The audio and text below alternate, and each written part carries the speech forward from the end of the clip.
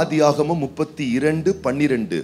தேவரீரோ நான் உனக்கு மெய்யாகவே நன்மை செய்து உன் சந்ததியை எண்ணி முடியாத கடற்கரை மணலை போல் மிகவும் பெருக பண்ணுவேன் என்று சொன்னீரே என்றான். கவனிக்கணும், வாழ்க்கையில ரொம்ப முக்கியமான ஒரு விஷயம் என்னன்னா, ஆண்டவர் கொடுத்த வார்த்தைகள், வாக்கு தத்தங்கள், நமக்கு சொன்ன வசனங்கள், நமக்கு செஞ்ச நன்மைகள், நமக்கு செஞ்ச எல்லா உதவிகளை மறந்துடவே கூடாது. பாருங்க, எதை மறந்தாலும் சரி, இது பெரிய பொக்கிஷம் உங்க லைஃப்ல. அவன் நினைச்சு பார்க்கிறான், 20 வருஷத்துக்கு முன்னாடி தெய்வம் சொன்னாரு, அவன் தன் தகப்பன் வீட்டிலிருந்து புறப்படும் போது சொன்னாரு. அதை 20 வருஷத்துக்கு அப்புறமா அவன் நினைச்சு பார்க்கிறான். நான் சொல்றேன், எத்தனை ஆண்டுகள் ஆனாலும் தேவன் தந்த வாக்குகளை மறவாதீர்கள். தேவன் உங்களுக்கு செய்த நன்மையை மறவாதீர்கள். வேணா எழுதிக்கோங்க, நான் ஒரு விஷயத்த சொல்றேன், எழுதிக்கோங்க.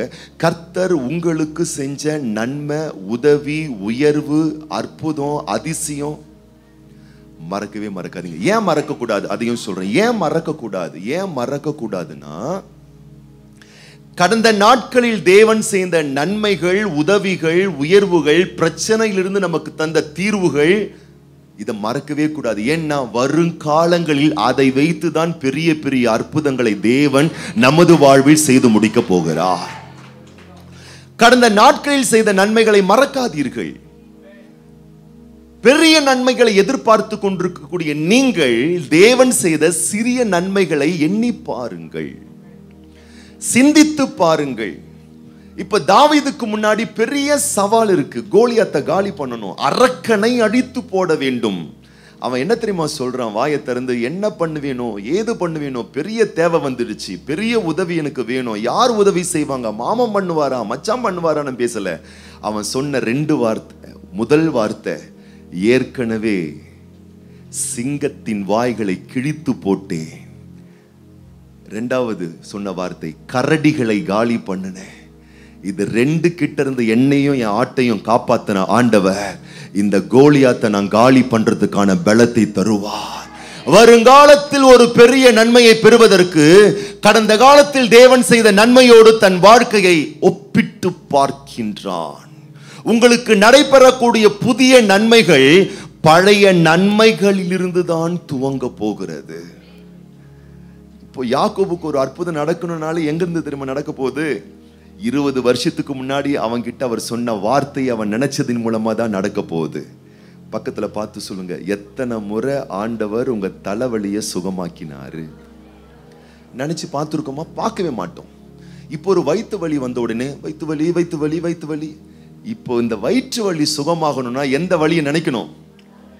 தலைவலியை சுகமாக்குனாரே, முட்டி வலியை சுகமாக்குனாரே, நரம்பு வலியை சுகமாக்குனாரே, எலும்பு வலியை சுகமாக்குனாரே, இந்த வலியிலிருந்தும் விடுதலை தருவார்னு சொல்லி பாருங்க. இதுதான் நிவாரணம். பழைய அற்புதத்தினுடைய திறவுகோல் என்னும் சாவிதான் வருங்கால அற்புதத்தை உங்கள் வாழ்வில் கொண்டு வரக்கூடிய வாய்ப்பாக, வழியாக அமைய போகிறது. அப்ப என்ன செய்யணும்? கசப்பான அனுபவங்களை மறக்கணும். கர்த்தர் தந்த செய்த உதவிகள், நன்மைகள், உபகாரங்களை மறக்கவே கூடாது, மறந்து விடவே கூடாது. எலியாவும் எலிசாவும் யோர்தானை கடக்கிறார்கள். எலிசா எலியாவுக்கு பின்னாடியே வராரு, எலிசா முன்னாடி போறார். யோர்தான் பழக்குது. இப்போ எலியா கூடவே வந்துட்டார் யோர்தானுக்கு அந்த பக்கம். கொஞ்ச நேரத்துல எலியா போயிட்டாரு. நான் சொல்லட்டுமா, இன்னைக்கு சிலருடைய ஷேடோ நம்ம மேல இருக்கு. அப்பாவுடைய ஷேடோ நம்ம மேல இருக்கு, அம்மாவுடைய ஷேடோ நம்ம மேல இருக்கு, நண்பர்களுடைய ஷேடோ நம்ம மேல இருக்கு, கணவனுடைய ஷேடோ, மனைவியினுடைய ஷேடோ, பிள்ளைகளுடைய ஆதரவு நம்ம கூட இருக்கு. அழகா டிராவல் பண்ணிட்டு இருப்போம், கொஞ்ச நாள் காணாம போயிருவாங்க. கொஞ்ச நாள் பொறுத்து நீங்கள் தேடியும் காணாதிருப்பீர்கள். என்ன பண்ண போறீங்க? இவன் திருன்னு முழிக்கிறான் எலிசா. இப்போ யோர்தானுக்கு அந்த பக்கம் போனோம். என்ன பண்ணலாம்? வாயை திறந்து சொல்றான். எலிசாவின் சால்வையை எடுத்து முறுக்குகிறான், சத்தமிட்டு அறைக்குவல் விடுகிறான். எலியாவின் தேவன் எங்கே? சதக்குன்னு ஒரு அடி அடிச்சான் பாருங்க. யோர்தான் பறந்துக்குச்சு. நான் சொல்லட்டுமா, உங்கள் வாழ்வில் நீங்கள் கடந்து வந்த பாதையெல்லாம் நீங்கள் உணர வேண்டிய, உள்வாங்க வேண்டிய சத்தியங்கள். கடந்த நாட்களில் செய்த நன்மையை கர்த்தர் இன்றைக்கும் நன்மை செய்வார். எனக்கு 10 ரூபாய்க்கு உதவி செய்த தேவன் எங்கேன்னு சொல்லி பாரு, 100 ரூபாயில உனக்கு உதவி செய்வாரு. எனக்கு 100 ரூபாய்க்கு நான் கஷ்டப்படும் பொழுது உதவி செய்த தேவன் எங்க என்று சொல்லி பார், 1000 ரூபாயில உதவி செய்வாரு. 1000 ரூபாய் கலசரிப்பட்டு இருந்தேனே, அங்கு உதவி செய்த தேவன் எங்க என்று விசுவாசித்து பார், லட்சத்தில் உனக்கு உதவி செய்வாரு. லட்சத்தில் உதவி செய்த தேவன் தான் கோடிகளில் உனக்கு உதவி செய்ய போறாரு. அப்படி கொண்டு வரணும், அதை நினைச்சு பார்க்கணும். ஆகவேதான் சங்கீதக்காரன் எழுதி வைத்திருக்கிறார், அவர் செய்த உபகாரங்களை மறக்காதுன்னு எழுதி வைக்காம, அவர் செய்த சகல உதவிகளை மறக்காத. முதல்ல அதை தான் மறந்துடுவோம். மாமனார் சொன்னதை மறக்க மாட்டோம், சாமியார் சொன்னதை மறக்க மாட்டோம், நாத்தனார் சொன்னதை மறக்க மாட்டோம், சாகர வரைக்கும் மறக்க மாட்டோம். ஆனா கர்த்தர் செஞ்ச நன்மை பாருங்க, சடக்கு சடக்கு சடக்கு சடக்குன்னு மறந்துட்டு போயிட்டே இருப்போம். இருதயத்துல கைகளை வச்சு, ஆண்டவரே மறக்க வேண்டியதை மறக்க கிருபையை தாரும். ஆண்டவரே உங்க நன்மைகள், நீங்க செஞ்ச உதவிகள், நீங்க செஞ்ச வாக்கு தத்தங்கள், நீங்க கொடுத்த வசனங்களை மறக்காத ஒரு இருதயத்தை எனக்கு தாரும் ஆண்டவரே. இதெல்லாம் உங்களை உற்பத்தி பண்ணும், உங்களை உருவாக்கும். சின்ன சின்ன ஜெபங்கள், சின்ன சின்ன வசனங்கள், வாக்கு தத்தங்கள், பேசுவது, வார்த்தைகளை சொல்லுவது, இதெல்லாம் உங்களை ஆவிக்குரிய வாழ்வில் கட்டி எழுப்பும் உங்கள் ஜீவியம். தேவன் சொல்லுகிறார், யோசுவாவோடு சொல்லுகிறார், இஸ்ரவேல் மக்களுக்கு சொல், நீங்கள் யோர்தானை கடக்கும் பொழுது 12 கற்களை எடுத்து செல்லுங்கள், 12 கற்களை யோர்தானின் கரையிலே நடுங்கள், நட்டு வையுங்கள். கேட்கறாங்க, எதுக்குப்பா நடணும்? இப்போ யோர்தானை கடக்க முடியாத உன் வாழ்க்கையை நான் கடக்க வச்சேன்ல. யோர்தான் கரை புரண்டு ஓடும் பொழுது ஆசாரனுடைய பாதம் பட்ட உடனே ஒரு மதில் போல் குவியலாய் யோர்தானின் தண்ணீர் நின்றதா. இப்ப நீ கடந்து வந்துட்ட, நீ வெற்றி கண்டுட்டல. நாளைக்கு உன் பிள்ளைக்கும் இதே மாதிரி ஒரு சவால் வரும் வாழ்க்கையில. அவனுக்கு சொல்லிக் கொடு, என்னை கடக்க வச்சு ஆண்டவர் உன்னையும் கடக்க வைப்பார். என்னை தப்புவித்த ஆண்டவர் உன்னையும் தப்புவிப்பார். என்னை காப்பாத்தின ஆண்டவர் உன்னையும் காப்பாத்துவார். உன் பிள்ளைக்கு சொல்லு, அதனுடைய அடையாளம் தான் இந்த 12 கற்கள். அப்ப நான் சொல்றேன், இன்னதான் பாசமான பிள்ளையா இருந்தாலும் சொல்லுங்க பார்க்கலாம், பக்கத்துல பார்த்து, ஆழாக்கு அரிசி ஆனாலும் பாழாக்கும் உரிமை நமக்கு இல்ல. ஆமா, பெத்தெடுத்த பிள்ளையை ஆனாலும் பாதிக்கிற உரிமை நமக்கு இல்ல, அதுங்களை ஆளாக்குற உரிமை தான் நமக்கு இருக்குது. அப்ப ஆளாக்கணும்னா சொல்லி கொடுத்துடணும், வார்த்தைய வசனத்தை சொல்லி, கர்த்தர் சொல்ற சொல்லி கொடு உன் குழந்தைகளுக்கு. நான் உன் பிள்ளையை காப்பாத்துவேன். நாளைக்கு நீ இருக்கியோ இல்லையா, நான் உன் பிள்ளைக்கு தகப்பனா இருப்பேன், உன் பிள்ளைக்கு நான் தாயா இருப்பேன். அவன் பாடுபடுகிற நேரத்தில் நான் அவனுக்கு உதவி செய்வேன். திருமணமான தாய்மார்களை பார்த்து கேளுங்க, பிள்ளைங்க மேல எவ்வளவு அன்பு பாசம் உயிரை வச்சிருக்கீங்க. பரீட்சை ஹால்ல பக்கத்துல உட்கார்ந்து நீங்க ஹெல்ப் பண்ண முடியுமா? யார் தான் எழுதணும்? தாயே இருந்தாலும் தகப்பனே இருந்தாலும் சவால் என்று வந்தால், குழந்தையே ஆனாலும் அவன்தான் அதை சந்தித்து தீர்க்க வேணும்.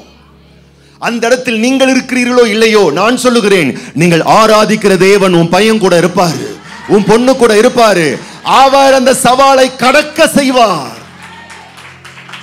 யோசுவாவோடு தேவன் சொல்லுகிறார், உன் பின் சந்ததிக்கு சொல்லு. எல்லாம் சொல்வோம், நல்லா சாப்பிடுன்னு சொல்வோம், நல்லா படின்னு சொல்வோம், நல்லா எப்படி இருக்கா பாரு, எலும்பும் தோளுமா எப்படி இருக்கா பாரு, ஊட்டுன்னு ஊட்டுவோம்.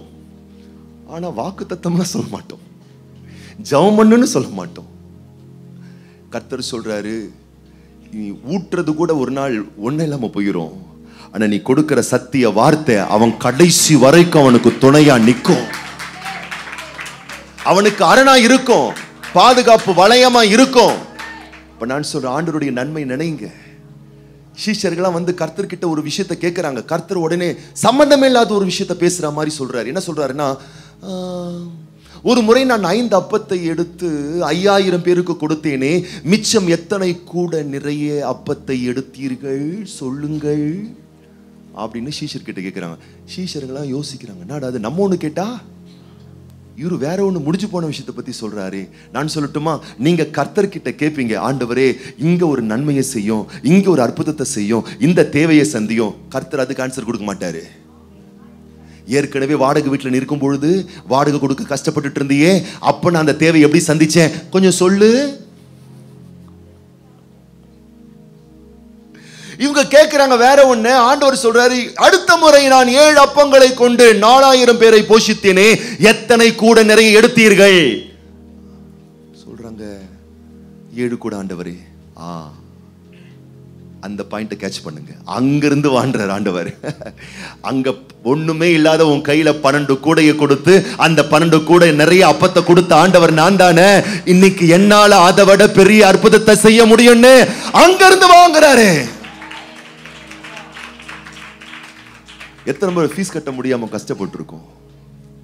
பண தேவையில எவ்வளவு போராட்டங்கள் இருந்திருக்கு. ஆனா ஆண்டவர் பாருங்க எவ்வளவு அற்புதமா நம்முடைய பண தேவையை சந்திச்சாரு. ஆயிரங்களில் தேவையை சந்தித்தவர் லட்சங்களில் சந்திப்பார் என்ற விசுவாசம், லட்சங்களில் சந்தித்தவர் கோடிகளை சந்திக்க வைப்பார் என்ற விசுவாசம் பெருகும் பொழுதுதான் கோடிகள் ஓடி வரும், இல்ல கேடிகள் தான் நாடி வரும். விசுவாச வார்த்தைகளை நீங்கள் நினைவு கூற வேணும். இவங்க நினைவு கூறுகிறான். சொன்னீரே, காப்பாற்றுவன் சொன்னீரே, தேசத்துக்கு கொண்டு போவன் சொன்னீரே. என்ன நடந்தது? முடிக்கிறேன். 32 ஆதியாகமம் 32 கடைசி இந்த வசனத்தை வாசிச்சு நம்ம முடிச்சிடலாம். 28ஆம் வசனம் ஆதியாகமம் 32:28. அப்பொழுது அவர் உன் பேர் இனி யாக்கோபு எண்ணப்படாமல் இஸ்ரவேல் எண்ணப்படும், தேவனோடும் மனிதனோடும் போராடி மேற்கொண்டாயே என்றார். அவ்வளவுதாங்க, அற்புதமான இடத்துக்கு வந்துட்டான். 20 ஆண்டுகள் அடிமைத்தனத்துக்குள்ள இருந்தவன் ஒரு நாள் தீர்மானிக்கிறான், நான் வெற்றி பெறுவதற்காக சிறகடித்து பறக்க போகிறேன். வெளியே வரான். அவன் நல்ல தீர்மானங்கள் எடுத்த உடனே தூத சேனைகள் அவனுக்கு சகாயம் பண்ண வருகிறது. ஆரம்பிக்கிறான் பயணத்தை. அதற்கு பிறகு வருகிறது ஆபத்து. ஆபத்து வந்தாலும் எடுத்த அந்த முயற்சியை விட்டுவிடாமல் ஜெபத்தோடு பயணிக்கிறான். கர்த்தர் செய்த நன்மைகளை நினைவு கூர்ந்து பயணிக்கிறான். அவனுடைய டெஸ்டினேஷன், அவனுடைய லட்சிய நோக்க கரை எங்கே முடிகிறது என்று சொன்னால், தேவனோடும் போராடி ஜெயித்து விட்டான், மனிதனோடும் போராடி ஜெயித்து விட்டான். இப்பொழுது அவன் யாக்கோப் அல்ல, எத்தனல்ல, இப்போ அவன் ராஜகுமாரன், அப்படின்னா இஸ்ரவேலாய் மாறிவிட்டான். கரங்களை தட்டி சொல்லு, நீ வெளியே வந்து சிறகடித்து பறக்க தீர்மானித்து விட்டால், நீ எத்தனாய் இருந்தாலும் சுத்தனாய் மாறி, தேவனுக்கு பிரியமான ராஜகுமாரனாய் மாறி, இஸ்ரேலாய் நீ சிறகடித்து பறப்பா. வாழ்வின் உச்சிதங்கள் அந்த உயரத்துக்கு வரும். நீ பயந்த மனிதர்களை மேற்கொள்வாய். தேவனிடத்திலிருந்தும் சகல நன்மைகளை பெற்றுக்கொண்டு தேவனோடும் நீ மேற்கொள்வாய், மனுஷனோடும் மேற்கொள்வாய். முடிக்கிறேன். எத்தனை பேர் இன்னைக்கு நீங்க தீர்மானம் பண்றீங்க? நான் ஒரு தீர்மானத்தோட நான் வெளியே வரேன். பொறுப்புணர்வோடு நான் காரியங்களை நான் செய்ய போறேன். ஆபத்து வந்தாலும் நான் ஆண்டவரை நோக்கி பார்க்க போகிறேன். எந்த சூழ்நிலையிலும் தேவன் செய்த நன்மைகளை நினைச்சு பார்க்க போறேன். வாக்குத்தத்தங்களை அறிக்கை செய்ய போறேன். நான் சொல்லுகிறேன், மனிதர்களை நீங்கள் மேற்கொள்வீர்கள், தேவனை மேற்கொள்வீர்கள் என்றால் தேவன் உங்களுக்கு வைத்திருக்கிற நன்மைகளை நீங்கள் சுதந்தரித்துக் கொள்வீர்கள். நீங்கள் எத்தனாய் இருந்தாலும் பாதிக்கப்பட்ட இடத்திலேயே தேவன் உங்களை இளவரசனாக, இளவரசியாக, ராஜகுமாரனாய், இஸ்ரவேல் என்றால் ராஜகுமாரன் என்று அர்த்தம், ராஜகுமாரனாய், ராஜகுமாரத்தியாய், யாக்கோபு என்றால் ஏமாற்றுக்காரன் என்று அர்த்தம், ஏமாற்றக்கூடியவனை இஸ்ரவேல் ராஜகுமாரனாய் ஆண்டவர் ராஜகிரீடம் சூட்டி அவனை அலங்கரித்தது போல் உங்கள் வாழ்வையும் தேவன் அலங்காரம் பண்ணுவதற்கு தேவன் வல்லவராய் இருக்கிறார். அவர் உங்களை விடாததுனால ஒரு நாள் அவர் விட்டுறவே விட்டுறாதீங்க.